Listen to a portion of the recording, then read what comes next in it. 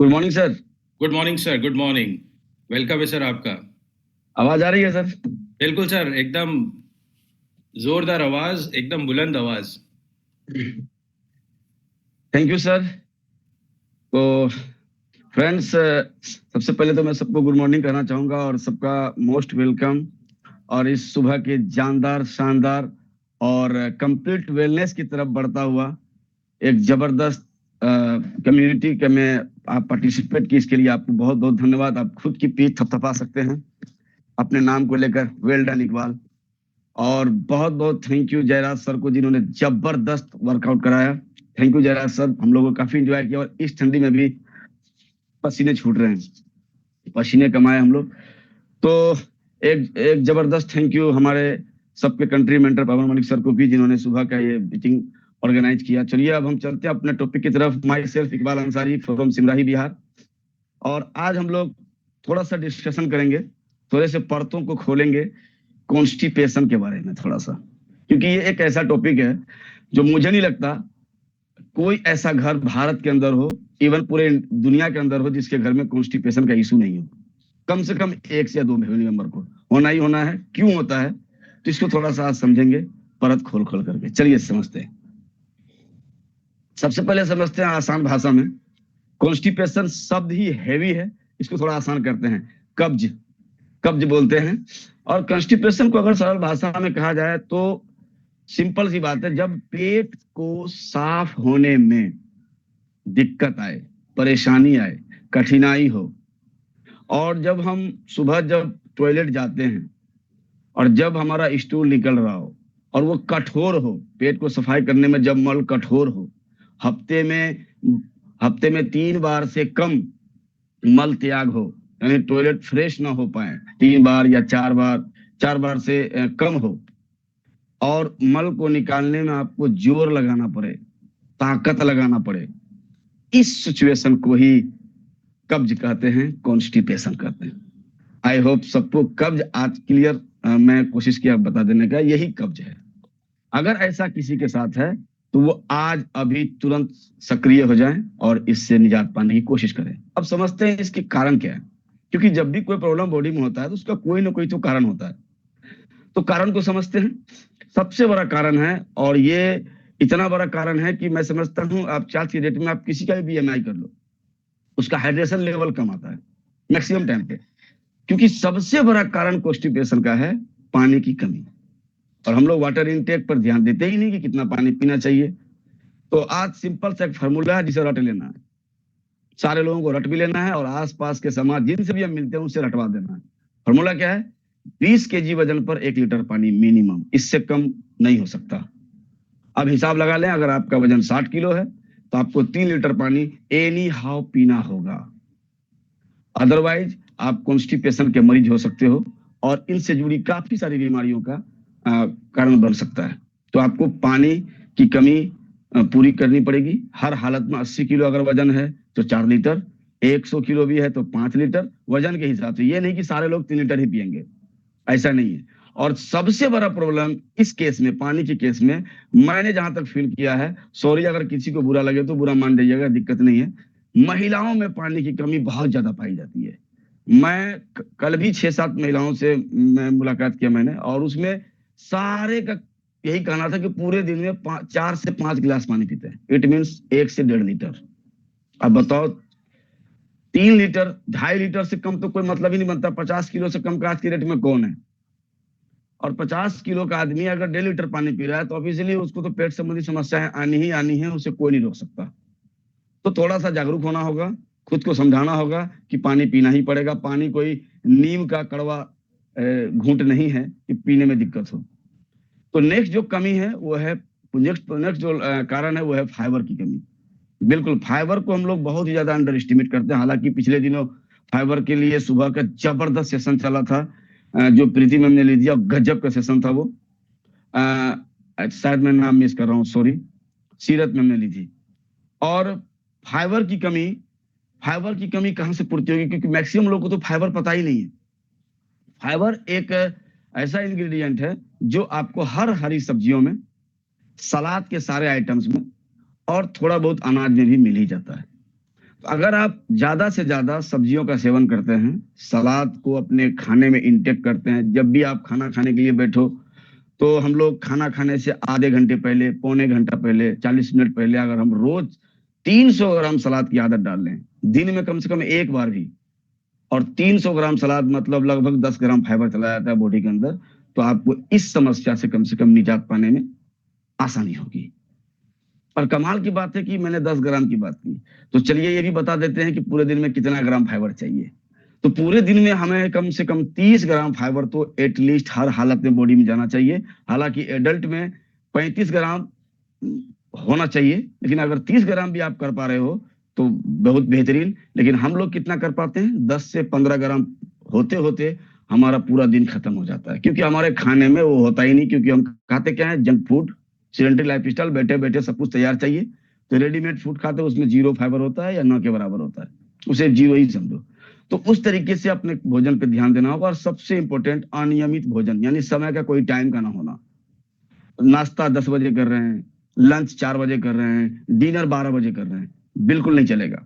और अगर चलाने की कोशिश करोगे इस लाइफ स्टाइल को, तो 100% हेल्थ इशू आने आने हैं। और वो भी हेल्थ इशू कब्जियत के रूप में आएंगे, गैस के रूप में आएंगे, कोलोन डैमेजेस के से संबंधित आएंगे, और बहुत ही खतरनाक रूप ये लेगा।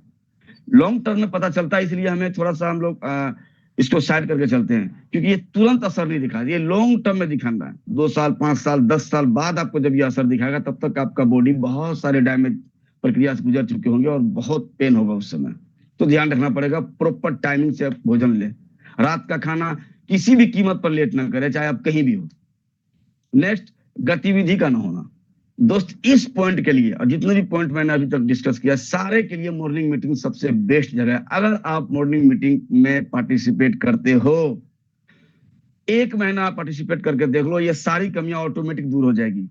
कोई समझाने नहीं आएगा, ऑटोमेटिक आप समझ जाओगे। और गतिविधि की जहां तक बात है भाई साहब, आधे घंटे की गतिविधि होती है, और कोई भी बंदा अकेला नहीं कर सकता।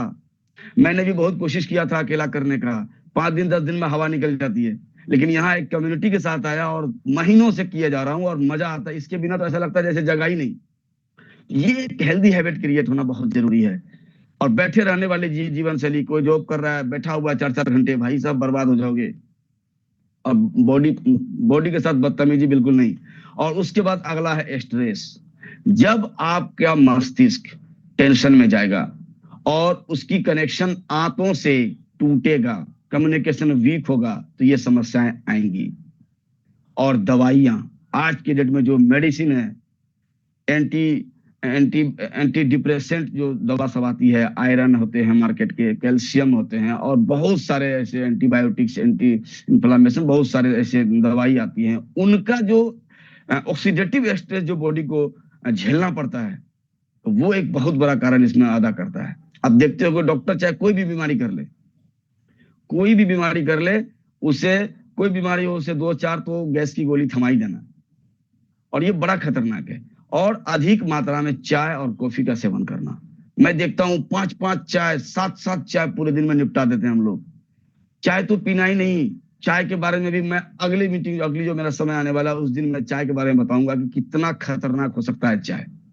शरीर को डिहाइड्रेट करती है, आपके शरीर से पानी को खत्म करती है। आप 3 लीटर पी रहे हो, 1 लीटर गायब हो गया, भाई 2 ही लीटर बचा। तो ये दिक्कतें आती है।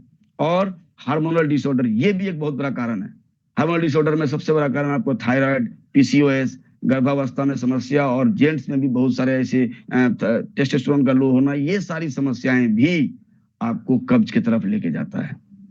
और आंतों में बैक्टीरिया का असंतुलन होना, ये भी बहुत इंपॉर्टेंट है। आपका गट फ्लोरा जब खराब होगा, जब आंतों में गुड बैक्टीरिया नहीं होगा और बैड बैक्टीरिया की संख्या बढ़ जाएगी। अच्छा, मैं एक बड़ा इंपॉर्टेंट बात बताना चाहता हूँ 1 सेकंड में।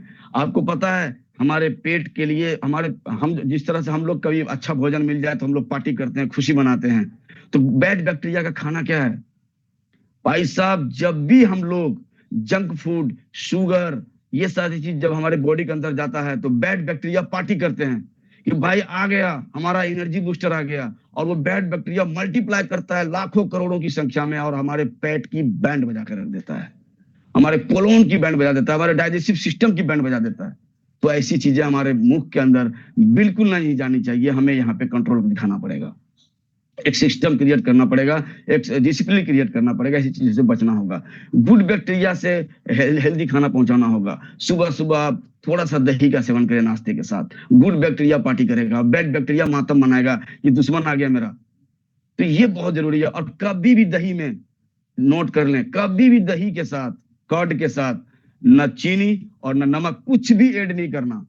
वो जैसा एज इट इज वैसे ही लेना, क्योंकि कुछ भी अगर आप ऐड करते हो तो आप कहीं ना कहीं बैड बैक्टीरिया के लिए आप माहौल को खुशगवार करने की कोशिश कर रहे हो। तो please don't waste good bacteria. और इसके लक्षण की अगर मैं बात करूं तो रोज पेट का साफ न होना, मल का कठोर होना, गैस होना, एसिडिटी होना, पेट में दर्द होना, भूख का कम होना। ध्यान देने वाली बात है, अगर आपका भूख कम हो रहा है, आपको समय से भूख नहीं लग रही, तो भाई आप दरवाजे पे खड़े हो या घुस चुके हो, आपको पता ही नहीं। सिर में दर्द रहना, चिड़चिड़ापन हो जाना, पेट में भारीपन और सुस्ती फील होना, मुहांसे आ जाना, इंपॉर्टेंट, मुहांसे भी आ जाना, स्किन का खराब होने लग जाना, डल हो जाना स्किन, और सांसों से बदबू आने लग जाना, ये सारे लक्षण कॉन्स्टिपेशन के हैं। अब एक इंपॉर्टेंट मैं रिलेशन दिखाना चाहता हूं। मोटापा और कॉन्स्टिपेशन का बहुत खतरनाक रिलेशन है भाई साहब, बहुत खतरनाक। कब्ज होने से मल लंबे समय तक आपके पेट में रुकता है, टॉक्सिन शरीर में जमने लगता है और मेटाबॉलिज्म धीरे धीरे शुरू होने लगता है। और इसका परिणाम क्या होता है? इसका परिणाम होता है आपका वेट गेन होना स्टार्ट हो जाता है।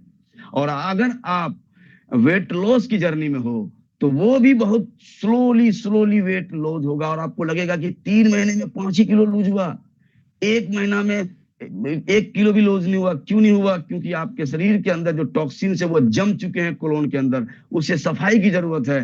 कैसे सफाई होगी वो भी मैं आगे बताऊंगा। और मोटापा बढ़ने से गतिविधि आपकी कम होती है, आप चलने फिरने में थोड़ा सुस्ती बरतते हैं, और पेट अधिक से अधिक खराब होने लगता है और कब्ज को बढ़ाता है। यानी ये दोनों एक दूसरे को डिस्टर्ब करते हैं और रहते बड़ा प्रेम से हैं। तो इस प्रेम को हमें तोड़ना है। और कौन सी पोषक तत्व है जो इसके लिए जिम्मेवार है? सबसे इंपॉर्टेंट, फाइबर की कमी होना। फाइबर की कमी होने से मल का कठोर होगा और मल की मात्रा कम होगी, यानी कुछ पोर्शन अंदर रह जाएगा जो जमने के बाद आपके कोलोन को डैमेज करेगा। नेक्स्ट, पानी की कमी होना, इलेक्ट्रोलाइट बैलेंस का खराब हो जाना, जो आंत में लुब्रिकेशन को कम करता है, यानी आंत में लचीलेपन को। आंत हमारा इस तरीके के शेप में है, वो इस तरह से सिकुड़ता रहता है। अगर उसके अंदर पानी की कमी हुई, डिहाइड्रेशन हुआ, तो वो ढंग से सिकुड़ नहीं पाएंगे, वो मूवमेंट नहीं कर पाएंगे, तो दिक्कतें आएंगी। मैग्नीशियम की कमी होना, अगर मैग्नीशियम की कमी होगी तो आंत की मांसपेशियां कमजोर हो जाएंगी। प्रोबायोटिक, गुड बैक्टीरिया बहुत जरूरी है इसके लिए। विटामिन सी आंतों की मूवमेंट को धीमा करता है अगर ये कम हुआ तो। विटामिन बी कॉम्प्लेक्स पूरा डाइजेस्टिव सिस्टम को ही कमजोर कर देता है अगर ये कम हुआ तो। अब इसके लिए हम क्या करें? तो मैंने पहले भी साथ साथ सोल्यूशन भी बताते चला और कोशिश कर, अब मैं बताता हूं इसके लिए सप्लीमेंट क्या होंगे। कोलोन की सफाई, टॉक्सक्लीन 2 सुबह 2 शाम गर्म पानी के साथ, जबरदस्त रिजल्ट देगा आपको। 1 महीने के अंदर में आपको ये बता देगा कि क्यों जरूरत है पेट की सफाई। उसके बाद प्रोबायोटिक्स, हमारा जो कंबायोटिक्स है, one of the best product आपके गुड बैक्टीरिया की संख्या को मल्टीप्लाई करने में, और बैड बैक्टीरिया के लिए तो ये मातम से कम भी नहीं। आप शुरू करके देख सकते हो। लीवर हेल्थ बहुत जरूरी है, साल में कम से कम 4 महीने लीवर हेल्थ, 4 महीने टॉक्सक्लीन, 4 महीने कंबायोटिक्स अगर आपने लिया, और 3 डब्बे कम से कम गैनोडर्मा, तो याद रखना आपका जो पेट का सिस्टम है वो इतना खतरनाक होगा कि आप कुछ भी खा लो बचने वाला नहीं, वो समाप्त हो जाएगा। और साथ ही साथ मैग्नीशियम, मैग्नीशियम के लिए मैं क्या बताऊं, सीएमडी से अच्छा इस धरती पे कुछ हो सकता है भला? कुछ भी नहीं हो सकता। मानव के लिए वरदान है भाई साहब, वरदान।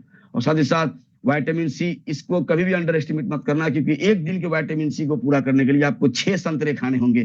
क्या आप खा सकते हैं 6 संतरे? आप सोच के देखो, 6 संतरे बराबर एक दिन का विटामिन सी। इससे अच्छा हम 3 स्प्रे लगा देंगे विटामिन सी एब्जॉर्बिट का, हमारा पूरे दिन का कोटा पूरा हो जाएगा। तो ये भी सोचने वाली बात है। विटामिन सी एक नींबू से नहीं आता, और लगातार नींबू का सेवन करने से भी और सारी दिक्कतें आ सकती है। तो एडिक्वेट अमाउंट में सही विटामिन सी चाहिए। नेक्स्ट, एलोवेरा आप ले सकते हैं। तो इस तरीके से आप इन सारे सप्लीमेंट्स को लेके कब्ज से बच सकते हैं लॉन्ग टर्म के लिए। और ये देखिए, ये मेरा एक घोल तैयार है, और इसमें है क्या? इसमें वही सारी चीजें हैं जो मैंने अभी आपको डिस्कस किया। मैं इसे खोलकर गर्म पानी के साथ लेता हूँ पिछले सालों से, और मेरा जो डाइजेस्टिव सिस्टम है ना, वो लोगों ने सिंगापुर, मलेशिया ट्रिप पे देखा है। मुझे बहुत मजा आता है क्योंकि मेरा पेट कभी डिस्टर्ब नहीं होता। तो थैंक यू। मैं आशा करता हूं कि मैं थोड़ा सा वैल्यू ऐड कर पाया हूँ आपकी लाइफ में। थैंक यू वेरी मच, मेरा टाइम खत्म हुआ। Thank you sir, over to you. Thank you so much Iqbal sir, बहुत ही वंडरफुल शेयरिंग आपकी, बहुत ही ज़बरदस्त शेयरिंग गट के ऊपर। और गट ही तो सब कुछ चलाता है हमारी बॉडी के अंदर, है ना। There is a thank you direct sir. Access between gut and brain. तो ये सारी चीज़ आपने बहुत अच्छे से समझाई। आई होप सबने इस सेशन को बहुत अच्छे से अंडरस्टैंड किया होगा और अपने गट का ख्याल रखेंगे। और इसी तरह से वंडरफुल एजुकेशन पार्ट और लर्निंग पार्ट हमें रोज़ मिलता है, और हमारे कोचेज़ हमें रोज़ सिखाते हैं और रोज़ हमें सीखना है। यहाँ से आपको सिंपल एक चीज़ समझें कि हमारी बॉडी जो है ना, ये लग्ज़री कार से भी ज़्यादा महँगी है। इकबाल सर ने ये समझाने की कोशिश की है हम सबको। और लग्ज़री कार में अगर गलत फ्यूल जाएगा, तो वो 1 करोड़ की कार भी जो है वो जवाब दे जाएगी, वो काम नहीं करेगी। और हमारा शरीर तो उससे भी कई गुना ज़्यादा, उसका तो कोई मूल्य नहीं है, अमूल्य है वो।